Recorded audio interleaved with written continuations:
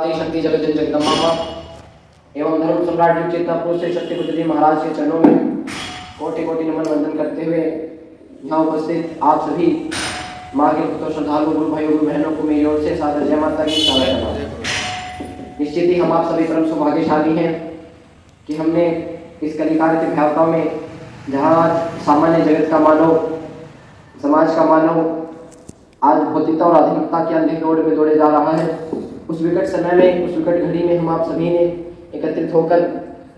माँ भगवती आदि शक्ति जगदम्बा माँ की असीम कृपा से धर्म सम्राट युग चेतना पुरुष प्रभु विराज श्री शक्ति महाराज के आशीर्वाद और निर्देशन में एक घंटे की दिव्य मासिक महारतीक्रम का हमने आयोजन किया। हम दिव्य मासिक महारतीक्रम में शामिल रहे और इसके माध्यम से निश्चित ही इस बात में कोई शक और संदेह नहीं है कि हमने उन सौभाग्यों और संस्कारों को अर्जित किया है जो आने वाले समय में हमारे जीवन की कठिनाइयों परेशानियों और न्यूनताओं में हमारे लिए सहयोगी सिद्ध होंगे और साथ ही साथ हमारे अगले जन्म में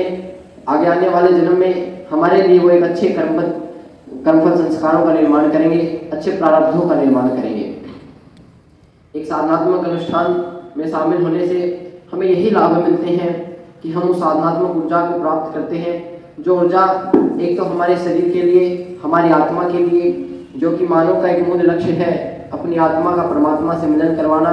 अपनी आत्मा को निरंतर सतत सात्विक बनाए रखना, ये एक मानव का मूल लक्ष्य होता है, मानव के जीवन का लक्ष्य होता है। तो एक साधनात्मक अनुष्ठान इस प्रकार के जो भगवती मानव कल्याण संगठन के द्वारा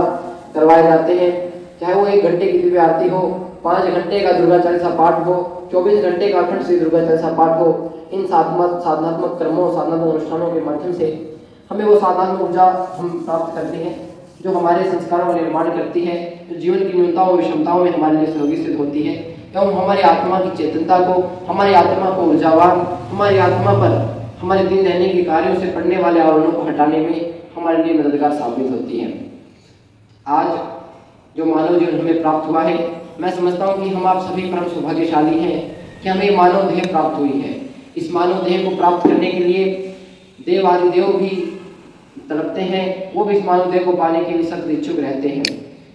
हम सब सौभाग्यशाली हैं, हमें मानव देह प्राप्त हुई, परंतु जो विचार करने की बात है, विचार करने का विषय है, वो यह है कि मानव जीवन का लक्ष्य क्या है। मानव देह हमें प्राप्त तो हो गई, मानव देह को मिलने के पीछे जो लक्ष्य और कारण थे, क्या हम सभी, क्या समाज का मानव आज उन लक्ष्यों पर चल पा रहा है। तो मेरा मानना है कि आज के निकाल के भयावह वातावरण में अगर मानव केवल अपने आहार पर परिवर्तन कर शुद्ध सात्विक आहार लेते हुए नशे मांसाहार जैसी दुष्परिवर्तनों से बचकर अगर धर्म के पथ पर चलता है, माँ भगवती आदि शक्ति जगदम्बा माँ की दिव्य आरतियों का अगर सुबह शाम अपने घर दिव्य आरती करता है, मैं समझता हूँ कि निरंतर कुछ ही समय बाद उसे अपने जीवन में लाभ देखने को मिलेगा।